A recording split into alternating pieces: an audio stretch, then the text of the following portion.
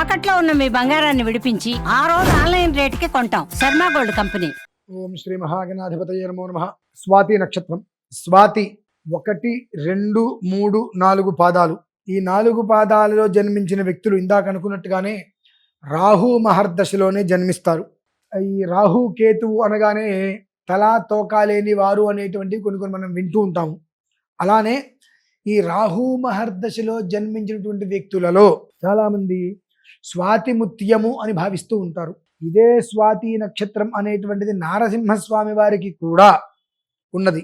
అంటే నరసింహస్వామి వారి యొక్క నక్షత్రం కూడా స్వాతినే. కర్మ ప్రారంధం ఎలా ఉంటుంది అంటే స్వాతి నక్షత్రంలో జన్మించినటువంటి పురుషులు మాత్రం కొంత శాతం అంటే లగ్న ప్రభావం ఉంటుంది. లగ్న ప్రభావాన్ని పక్కన పెడితే కొంత శాతము మహోగ్ర రూపులై మనుషులు ఉంటూ ఉంటారు. ఆవేశం ఎక్కువ, విచిత్రం. వాళ్ళు మాత్రం బయటికి రారు. వాళ్ళ గురించి పెద్దగా ఈయనంత కోపిష్టి మనిషి అనేటువంటి విషయాలు బయటికి రావు.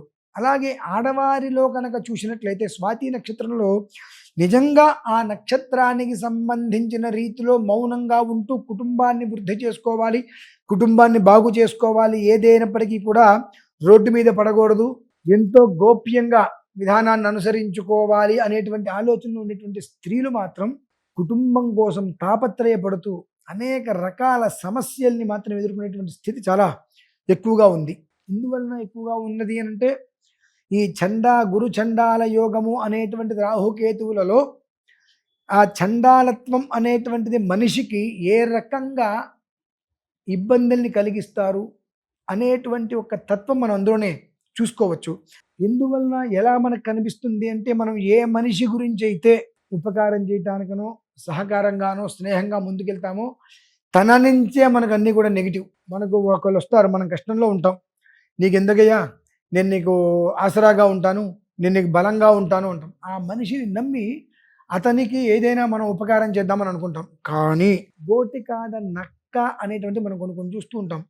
అంటే ఈ యొక్క స్వాతి నక్షత్రంలో జన్మించినటువంటి వారికి కొన్ని సమస్యల ద్వారా ఇబ్బంది పడితే పరిస్థితులలో బయట నుంచి వచ్చేటువంటి కొంతమంది నమ్మబలికి వీరి దగ్గర ఉన్నటువంటిది ఏదైనా ఉంటే దాన్ని కూడా తీసుకొని మనిషిని నట్టింట్లో వదిలేసి, నడియేరు అంటారు, అటువంటి పరిస్థితుల్లో వదిలేసి వెళ్ళిపోతే వీరు ఏ మధ్యలో ఉండాలో, ఒడ్డుకు రావాలో, ఏ ఒడ్డుకు వెళ్ళాలో తెలియక అగమ్య గోచర గమనం అనేదైతే కనుక ఒక మోస్తరు ఎక్కువగానే కనిపిస్తుంది. కనుక స్వాతి నక్షత్రంలో జన్మించి ఏం జరుగుతుంది అర్థం కాక ఏం చేయాలో తెలియని పరిస్థితిలో అగమ్య గోచరంగా ఉండేటువంటి స్థితి ఎక్కువగా ఉన్న కారణంలో వీరందరూ కూడా ఏం చేయాలి అంటే సాధ్యమైనంత వరకు కూడా నవగ్రహాపగండ మృత్యు వాస్తు రోగ వృశ్చికా దిబాడ భాగ్నికాననాగ్ని శత్రు మండల ప్రవాహ క్షుత్పిపాస దుర్గతస్కర ప్రయోగమిష్ ప్రమాద సంకట సదా నరసింహ రక్షమాం ప్రభు అని చెప్పి నరసింహస్వామి వారిని ఆరాధన చేసుకోవటం వలన మీ మీదకి